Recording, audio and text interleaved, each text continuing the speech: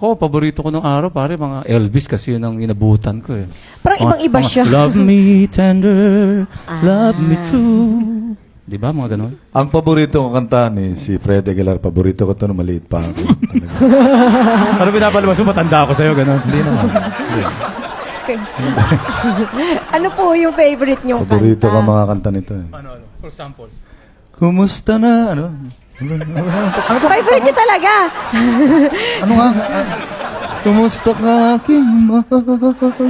Ayo. Sana'y nasama. Artista. I like Kayo your po, song. Kuya Yoyoy. I like Idol ko yan si Victor nung araw. Ay, Diyos ko! At ano, nagkakalabasan na. Nagkakaalaman na. Nagkakalabasan na. Ako sa probinsya. Lagi akong nasa jukebox. Victor Yung Wood kanta niya, by Victor Yoyoy. Wood. Sample. At saka, I can't stop loving you. Francis. Ako, mga any Frank Sinatra song, tapos When You Wish Upon a Star Ang layo sa layo. Sample, by sample. Sample Disney. mo na. When You Wish Upon a Star by Disney. Sample nga, pare. When you... Sample. When... I've got the world on a string, sitting on a rainbow. Got that string around my Galing. finger. What a world, what a life, I'm in love. Francis. Ito talaga, ito. Bakit Francis ang layo sa Natra. Francis Natra. Ako, yung una-una kong 45 na binili, anak ni Freddie Aguilar. Thank you. Ay! Una-una kong 45 na binili. Ano ako noon? Grade 6 ako noon. Upgrade. 45 pa ang uso. Mga, ito na, nagde-deny na talaga.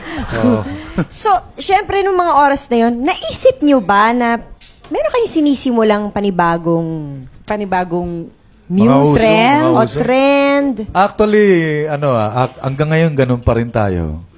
Kung ano ang uso sa Amerika, kinokopya natin. Di ba? Ito lang na iba, tsaka si Yoyo. Ako, hindi. Hindi na kayang kopyahin. Eh.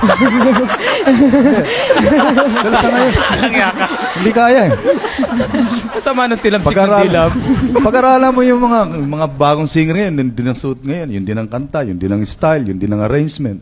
Tama ba? So may ginagaya, ganun. Ang naiba lang talaga, ito at ito. Wala na. So, dapat pala tanungin natin si Ka Freddy at si Tito Yoyoy. Kapre, ikaw magkwento niyan. Ikaw na, bangkaan mo na yan. Well, maswerte kasi ako ang tatay ko sa stre. Ayun. Pulis ng tatay ko sa sastre. So, mahilig ako magdo-drawing nung araw ng mga damit na gusto ko isuot. So, dinodrawing ko yung damit na gusto ko, tapos papagawa ko sa tatay ko. So, lagi yung suot ko na iba lagi. So, ang tawag nila sa akin noon, weird eh. Ayan na si weird. Ayan na si weird. Kasi iba lagi yung suot ko sa iba. Laging iba. Ganun. Sa outfit, para sa outfit music. lagi.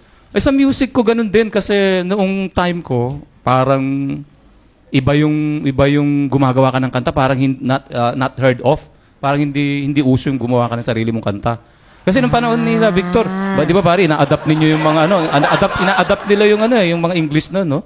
At panahon nila Mang Fred Panope, yung English tinatagalog. Tama. Ako naman, that time, nagsusulat na ako ng sarili kong kanta. Yeah. So, ang tingin din sa akin, ang weird nito. Weird ka pa din. Oo, weird pa din. Kaya pati sa music ang tawag sa akin weird. Kasi pag kunwari, kinopya ko yung kanta ni James Taylor, hindi tunog na James Taylor na yun, tunog Freddie Aguilar na, ganun. Iniiba ko yung... Iniiba niyo yung chords. Iniiba ko yung feel. Yung feel. Hindi, parang yung akorde, pero yung pagkanta ko, parang sarili ko na yung feel. Kumbaga sa James Taylor, Freddie hindi na Aguilar James style. Taylor, Oh, yan.